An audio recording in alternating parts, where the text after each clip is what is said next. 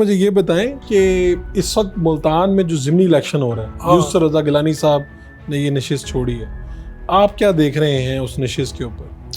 دیکھیں کتنے ووٹوں سے وہ جیتے ہوئے تھے؟ چند سو ووٹوں کی بات ہے، میرے خیال 200 104 ٹھیک ہے اور اس کے اوپر بھی اسی وقت اعتراض اٹھائے گئے. یہ فارم 47 والے ہیں، وہ ہار رہے تھے تقریباً 18-19 ہزار سے بھی زیادہ ووٹوں سے. یوسف رضا گیلانی صاحب؟ یا اچھا، تو وہ اب اس کے باوجود وہ چلے گئے سینٹ میں. تو وہ انہوں نے اس کو آسان طریقہ سمجھا کہ اب چاروں میرے بیٹے ہیں، مسلم لیگ بھی ساتھ ہے، ہم اب جیت جائیں گے. تو اس بنیاد پر بظاہر ان کو جیت جانا چاہیے. مقابلے والا جو ہے وہ ہے تیمور، وہ ہے اس علاقے کے رہنے والا، لیکن یہ نیو کور. لیکن جیسے اور تحریک انصاف کے لوگ جیتے ہیں جو الیکشن میں گئے بھی نہیں، ووٹ مانگے بھی نہیں، اور پتہ لگا کہ یہ MNA ہو گیا، تو وہ تو ہو گئے تھے. اب انہوں نے موجودہ جو 19 تاریخ وہ کوئی دور نہیں ہے، لیکن اس میں یہ مقابلہ جو ہے بظاہر جیتنا چاہیے تھا یوسف رضا گیلانی صاحب کو، بظاہر ٹھیک ہے. لیکن جو لوگوں کی وہاں کی رپورٹس آ رہی ہیں، ملتے ہیں، بتا رہے ہیں، وہ کہتے ہیں کہ نہیں، وہاں صاحب پلٹ چکا ہے. اس کی کیا وجہ؟ اس کی وجہ ایک تو وہی عمران خان ہے، پارٹی ووٹ، وہ جیل کے اندر بیٹھا ہے، اور یہ علاقہ بھی بہت زیادہ شہری ہو گیا ہے، اور اس میں اس کے علاوہ تو کوئی وجہ ہی نہیں ہے. عمران خان ہی واحد وجہ ہے. عمران خان اور گیلانی صاحب کو ایج تو حاصل ہے کہ وہ یوسف رضا گیلانی اس وقت چیئرمین سینٹ ہیں، وزیر اعظم کے طور پہ ملتان میں کام کروائے، بچے ان کے سارے تقریباً بن چکے ہیں. دیکھیں بات یہ ہے کہ کام چونکہ ان کو موقع ملتا ہے، آپ بھی سمجھتے ہیں کام کروائے، اور جب بات آپ پوچھتے ہیں تو جیسے میں نے مسلم لیگ نون کے آپ کے سامنے چٹھا کھول کے رکھ دیا. گیلانی صاحب نے، انہوں نے ملتان کے یعنی ایئرپورٹ انٹرنیشنل بنا، اور بنا کب؟ 1998 میں. ٹھیک ہے. وہاں سے انٹرنیشنل فلائٹس سب چل رہا تھا، میں نے بنوایا.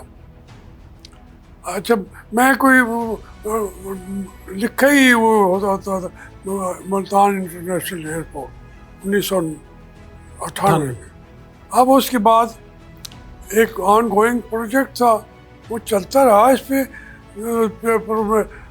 پرویز مشرف کے دور میں بھی 2 ارب روپیہ انہوں نے بھی لگایا. لیکن جن کے نقشے ہر ایک چیز وہ شروع میں ہم نے بیٹھ کے بنائی، اور پھر اس کے وہ فلائٹس انٹرنیشنل چلا دی گئی. اب اگر یوسف رضا صاحب کا کھڑے ہو کے کہے وہ یہ 12 میں جا کے یہ بنے وزیر اعظم، اب وہ یہ کہیں گے کہ میں نے ان کو، وہ حاجی ایک مہینہ کراچی میں بیٹھے رہتے تھے، میں نے انٹرنیشنل کرا دیا، تو لوگوں کو تو پتہ ہے کہ نہیں کرایا انہوں نے. تو آپ یہ سمجھتے ہیں کہ کام اگر ہوئے بھی ہیں نہیں بھی ہوئے تب بھی اس سے فرق نہیں پڑے گا؟ اس سے فرق بھی نہیں پڑے گا. اور شہری حلقہ ہے، لوگ عمران خان کو ووٹ دیں گے. وہ دیں گے. اور کیمپین بظاہر کن کی اچھی نظر آ رہی؟ کیمپین جو ہے انہوں نے تو ابھی 2 دن آ کے شروع کی ہے. ویسے کیمپین ہے جیسے اس الیکشن میں جو دیکھیں نا، جس کے کارکن ہر وقت پکڑے جا رہے ہوں، خوف زدہ ہوں، کھول کے نعرہ بھی نہ لگا سکے ہوئے، پوسٹر لگے اور آ کے انتظامیہ उठा के ले जाए तो कैंपेन कहाँ होगी? अभी भी यही हालात है?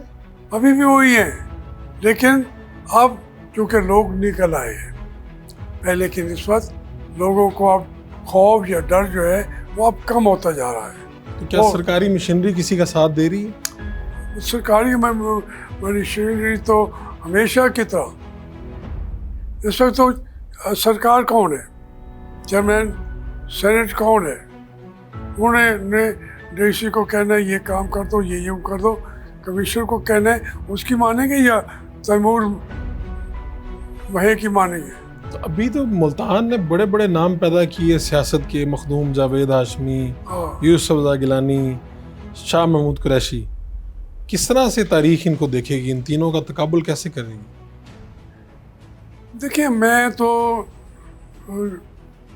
पॉलिटिकल वर्कर था, अब भी वही हूँ, इसलिए मैंने कभी इक़्तिदार की या ओहदे की, मुझे मुस्लिम लीग ने पहली दफ़ा नायब सदर बनाया और फिर एक्टिंग प्रेसिडेंट बना दिया। उससे पहले कभी मैं दो आने के मेंबर था, कभी मैं ओहदा मैंने नहीं लिया पूरी ज़िंदगी।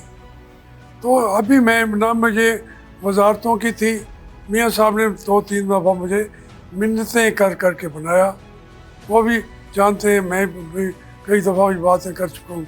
तो मेरा इक़्तिदार की लाइन मेरे हाथ में कहीं हो ना हो, मेरे दिमाग में नहीं है। मैं समझता हूँ कि हमें एक एज ए पॉलिटिकल वर्कर कौम को रास्ता बताना चाहिए और कौम के लीडरों को भी रास्ता बताना चाहिए। बिल्कुल ठीक। जो आदमी, जितने ये बड़े बड़े लीडर हैं, जब ये थोड़ा सा पीछे हटने लगते हैं तो हम आगे अपना कंधा पेश कर देते हैं। मियां नवाज शरीफ ने मुझे जद्दे से फ़ोन किया, कहा कि मैं अब मैं अब सियासत नहीं करूँगा। मेरे मियाँ साहब इतना मायूस ना हो, हमें इंशाल्लाह 3 महीने के अंदर अंदर, आप समझते हैं आपकी पार्टी मर गई है, तमाम बड़े लीडर जो अपोजिशन में हैं, मुशर्रफ के साथ नहीं है, ये सब के सब मैं जद्दा में आपके कदमों पे बिठाऊंगा। और वो अपनी पार्टी ख़त्म करने का सोच रहे थे, सियासत बंद करने का सोच रहे थे। ख़त्म कर दिया, 10 साल उन्होंने तो ख़त्म कर दिया। अब उसमें बेनज़ीर भी वहाँ पहुँची, ठीक है ना जी, अब नवाब रसूलुल्लाह पहुँचा, फजल रहमान साहब पहुँचे, कोई आप लीडर का नाम ले जो नाम वहाँ पे गया हो। तो आप समझते हैं कि यहाँ पर जो एफर्ट्स हो रही थी उसकी वजह से ये सब लोग, और कौन क्यों गए थे? ठीक है, तो अगर उसे पार्टी मर चुकी होती तो फिर किसी अगले से बात करते।